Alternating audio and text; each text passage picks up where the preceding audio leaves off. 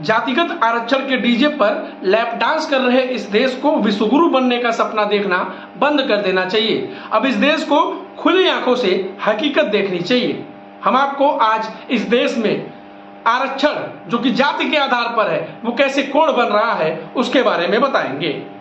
अब एक ताजा मामला हम आपको बताते हैं। उत्तर प्रदेश में 52,699 कांस्टेबल और पीएससी की भर्ती आने वाली है। जुलाई में उसका विज्ञापन निकल जाएगा। इसमें सवर्ण युवाओं के लिए 18 से 22 वर्ष की उम्र तथा सवर्ण युवतियों के लिए 18 से 25 वर्ष की सीमा निर्धारित की गई है। इसके अतिरिक्त अन्य जितने भी वर्ग हैं इस देश में उन्हें इसमें 5 वर्ष की छूट है। यानी सवर्ण युवा 22 साल के बाद बूढ़ा होने लगता है, वहीं अन्य बिरादरी उसके बाद भी 5 वर्ष तक जवान लगती है। सरकार की निगाह में सवर्ण की वही कीमत है जो चुनाव के वक्त, अब बुलवाइए मत, खैर मैं थोड़ा सा गुस्से में हो जाता हूं इधर इस मामले में कि ये किस प्रकार की व्यवस्था है यार। आप क्या बना रहे हो? आप परीक्षाओं में अपने मस्तिष्क, जिनकी बुद्धि को लेकर के सवाल उठता है, उनके लिए आपने आरक्षण लागू कर दिया, कट ऑफ कर दिया। आप उसमें आरक्षण दे दीजिए, समझ में आता है। उम्र में आरक्षण क्या है? ये नाटक नहीं है तो क्या है?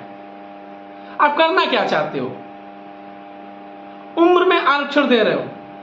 2018 में आखिरी बार वैकेंसी आई थी पुलिस भर्ती की। उस वक्त जिसकी उम्र 18 वर्ष रही होगी, 5 वर्ष बाद आज 2023 में वो इस वैकेंसी को अपने आगे से जाते हुए देखेगा। बिना भर्ती के एक फॉर्म भरे उसकी पुलिस में भर्ती की उम्र निकल गई। एक सवर्ण की यह दुखदाई कहानी है। तमाम ऐसे नेता जो सवर्णों के कोट को पहने हुए समाज में घूम रहे हैं और जो सदन में बैठे हैं, उनमें इतना सामर्थ्य नहीं, इतनी ताकत नहीं, इतनी कुवत नहीं कि वो अपने समाज के लिए बोल सके, क्योंकि उन्हें भय है, क्योंकि सवर्णों की संख्या कम है। तो ऐसे में उनका वोट बैंक नाराज हो जाएगा। 70 वर्षों में इस आरक्षण से क्या बदल पाया है, देखने की जरूरत है, इसको समझने की जरूरत है। अब आप समझिए कि जाति के आधार पर कैसे कोई निर्धारित कर सकता है कि कोई अमीर है और कोई गरीब है। फिर वही समाज जो अपने आप को पिछड़ा और दलित होने का दम भरता है, कहता है कि हम पिछड़े हैं, और अगर उनके उस पिछड़ेपन को दूर करने की कोशिश में उनसे कहा जाए कि आरक्षण को थोड़ा हल्का किया जाना चाहिए, तो इस पर वो लाठी लेकर आंदोलन के लिए खड़े हो जाते हैं। हम इस बात को लेकर कितने प्रतिबद्ध हैं कि इस देश को आगे लेके जाना है, विश्वगुरु बनाना है।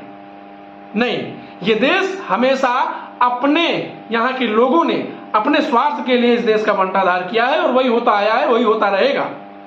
जातिगत आरक्षण इस देश के लिए कोड है। आप आरक्षण लागू करिए आर्थिक आधार पर, जो गरीब हो सबको आरक्षण दीजिए। ऐसा नहीं है कि सिर्फ जात के आधार पर आरक्षण मिले। आज मायावती आरक्षण के काबिल है, लेकिन एक गरीब ब्राह्मण, एक गरीब क्षत्रिय, एक गरीब लाला जो कि साइकिल खींच रहा है, जो कि रिक्शा खींच रहा है, वो इसके काबिल नहीं है। आरक्षण इस देश के लिए कोड है। कड़े शब्दों में इस बात को समझा जाना चाहिए। इस देश की लोकसभा और विधानसभा में जो लोग कानून बनाते हैं, उनमें इस विषय पर बात करने का सामर्थ्य नहीं है।